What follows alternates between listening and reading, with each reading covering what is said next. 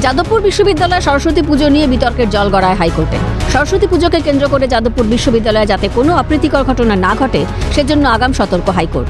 আইন শৃঙ্খলা পরিস্থিতি বজায় রাখতে প্রয়োজনীয় সব ব্যবস্থা নেওয়ার নির্দেশ দিল কলকাতা হাইকোর্টের প্রধান বিচারপতির ডিভিশন বেঞ্চ। বৃহস্পতিবার মামলার শুনানিতে আদালতের তরফে স্পষ্ট করে দেওয়া হয়েছে নিরাপত্তা নিশ্চিত করার দায়িত্ব বিশ্ববিদ্যালয় কর্তৃপক্ষের। শুনানিতে রাজ্যের তরফে আইনজীবী কল্যাণ বন্দ্যোপাধ্যায় জানান, সরস্বতী পুজোকে ঘিরে অতীতে যাদবপুর বিশ্ববিদ্যালয়ে নানা ধরনের অশান্তির ঘটনা ঘটেছে। এবছরও তেমন পরিস্থিতি তৈরি হওয়ার আশঙ্কা রয়েছে। সে কারণেই আগাম ব্যবস্থা নিতে আদালতের হস্তক্ষেপের প্রয়োজন বলে দাবি করেন তিনি।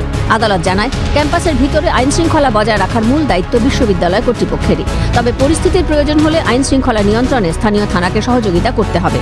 কোনো রকম অবহেলা বরদাস্ত করা হবে না বলেও ইঙ্গিত ডিভিশন বেঞ্চের। পাশাপাশি সিসিটিভি লাগানোর কাজ কবে শেষ হবে এই প্রশ্নের উত্তরে বিশ্ববিদ্যালয় কর্তৃপক্ষ এদিন হাইকোর্টকে জানায়, 4 সপ্তাহের মধ্যে সিসিটিভি লাগানোর কাজ শেষ করা হবে।